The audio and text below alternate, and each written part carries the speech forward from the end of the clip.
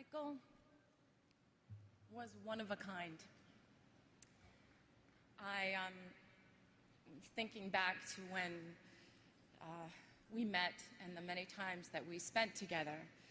And whenever we were out together and there would be a picture taken, there would be a caption of some kind. And the caption usually said something like an odd couple or an unlikely pair. But to us, it was the most natural and easiest of friendships. I was 13 when we met, and from that day on, our friendship grew. Michael always knew that he could count on me to support him or be his date, and that we would have fun no matter where we were. We had a bond. And maybe it was because we both understood what it was like to be in the spotlight from a very, very young age. I used to tease him and I'd say, you know, I started when I was 11 months old. You're a slacker. You were what, 5? Both of us needed to be adults very early. But when we were together, we were two little kids having fun. We never collaborated together. We never performed together or danced on the same stage, although he did try in vain one night to unsuccessfully teach me the moonwalk. And he just basically just shook his head and crossed his arms at my attempt. We never filmed a video or recorded a song, but what we did do was laugh.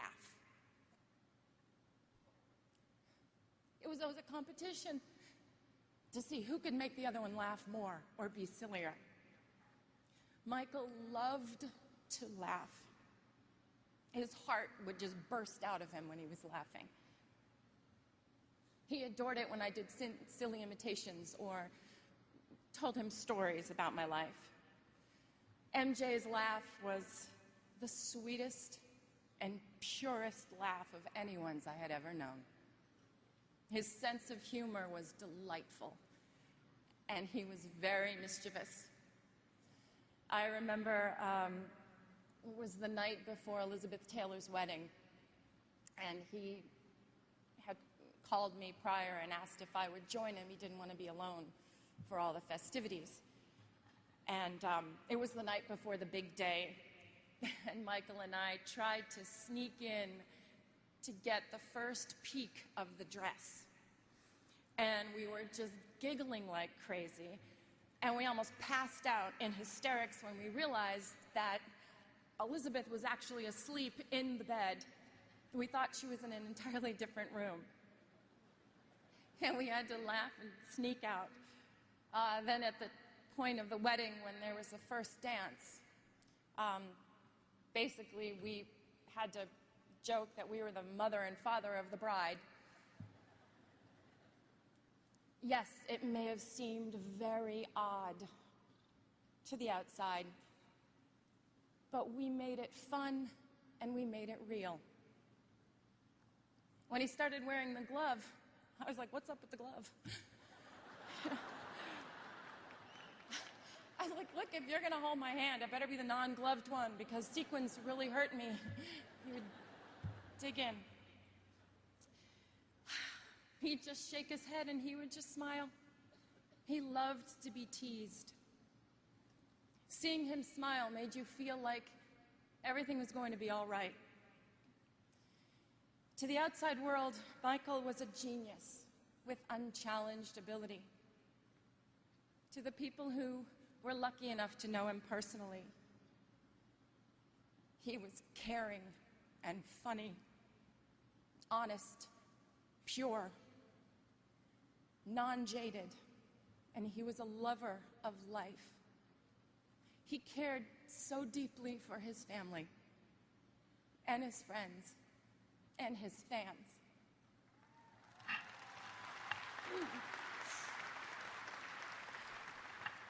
He was often referred to as the king, but the Michael that I knew always reminded me more of the little prince.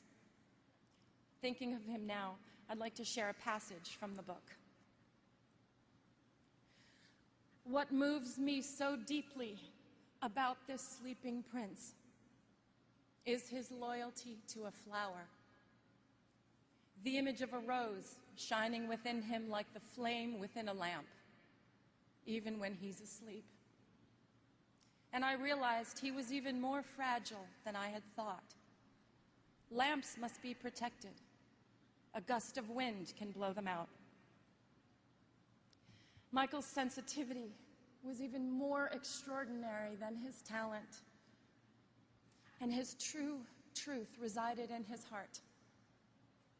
As the little prince also said, eyes are blind. You have to look with the heart. What's most important is invisible. Michael saw everything with his heart. To his family, his brothers and sisters, Catherine, Joe, and to his children, Prince, Paris, Blanket, my prayers are with you.